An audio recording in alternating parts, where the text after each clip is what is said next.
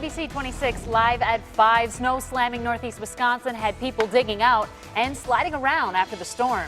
Plus, the Packers take on the rival Seahawks as Lambeau Field transforms into a snow globe. And a man's dying wish granted, how the green and gold played a part in making it possible.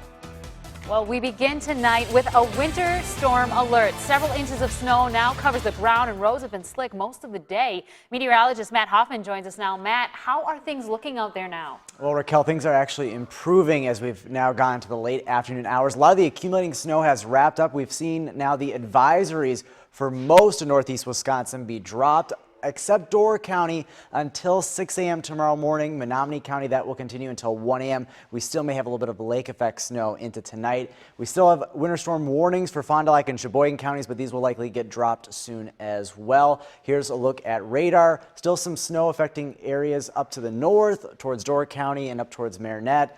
And this will still be an issue even as we head into the overnight hours. But for the rest of us, maybe a few flurries, a little bit of freezing drizzle, otherwise pretty quiet conditions as we move into tonight. We'll talk more about your extended forecast, though, coming up in just a bit. Raquel. Well, here's a look at road conditions in the area right now. Although they've improved since this morning, you can still see they're not perfect yet. The blue spots are snow covered. The purple are slippery spots. Drivers are asked to use caution and allow room for snowplows to work. Well, the first snow of the season had people digging out and created headaches for drivers. NBC 26's Stephanie Mead has the latest on how things look right now and what people were dealing with today. Stephanie? Raquel, the Fox Valley picked up 4 to 6 inches of snow within 12 to 18 hours, making road conditions slick for drivers.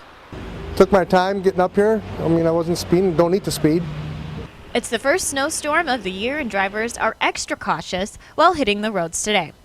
I mean, the roads could have been a little bit more cleaner, even though it was the first, snowfall that we've had. So they should have got out there better and cleaned them up better. But other than that, it was okay. 4 inches accumulated last night and into this afternoon. Areas south of the Fox Valley hit the hardest with over a half a foot of snow. Drivers aren't the only ones feeling the wrath of Mother Nature. My husband snowblowed a little bit this morning first, so I'm just touching up. Getting the shovels and snowblowers warmed up for a long Wisconsin winter ahead. And the snow is forecasted to stop by the end of the night. On the weather deck, Stephanie Mead, NBC 26.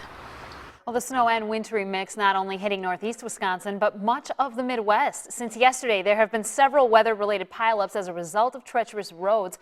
NBC's Kristen Dahlgren has the latest. Today was another deadly day on the roads. In Sweden, New York, one man died after losing control of his SUV. In Ohio, another massive chain reaction crash, the third in 24 hours. We've got a few more accidents headed eastbound.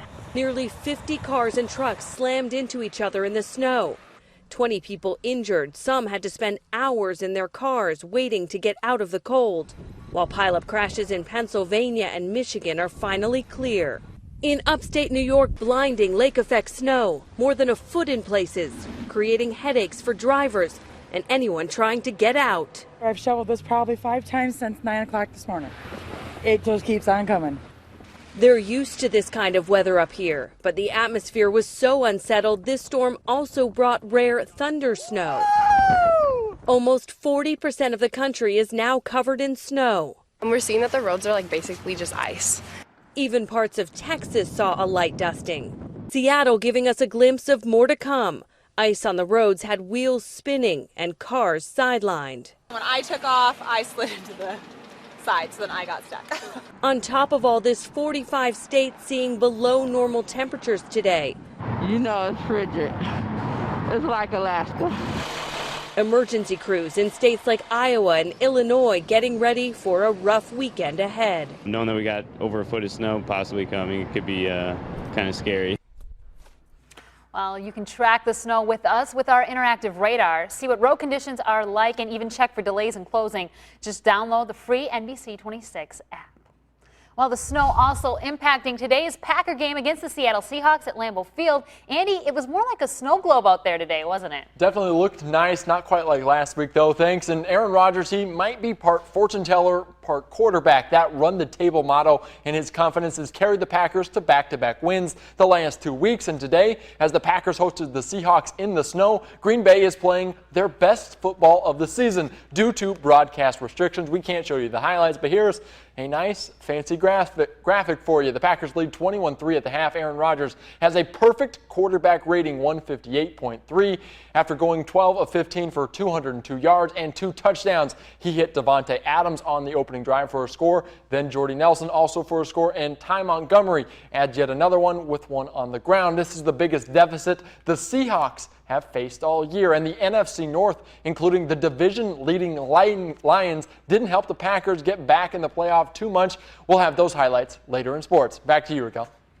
Well, one person is dead and several others injured after a fire broke out in an apartment building in Boise, Idaho. The blaze broke out on the 3rd floor. Firefighters had to use ladders to evacuate some residents who were trapped inside that building. One firefighter was among the injured, only suffering minor injuries. 2 other adults and a child were treated at the scene. The cause of that fire is unknown at this time. Well, incoming Chief of Staff Reince Priebus getting into a heated discussion over possible Russian hacking on NBC's Meet the Press this morning. Someone hacked. We don't like that. I don't like it. No one wants it. We want to protect American interests. It's America first. I don't want the DNC hacked. I don't want anybody hacked. But I don't know who did the hacking. That's my point. Incoming Senate Minority Leader Chuck Schumer wants a congressional investigation into the CIA's findings that Russia intervened in the year's election to help Donald Trump win the presidency. Schumer has joined with fellow Democrat Senator Jack Reed and Republican Senators John McCain and Lindsey Graham, calling on both parties to work together to find out what happened and defend against cyber attacks by foreign governments. The fact that the CIA and FBI disagree shows the need for a bipartisan investigation that gets to the bottom of this. The investigation should be tough, strong, and bipartisan, and should have access to all materials, classified and not.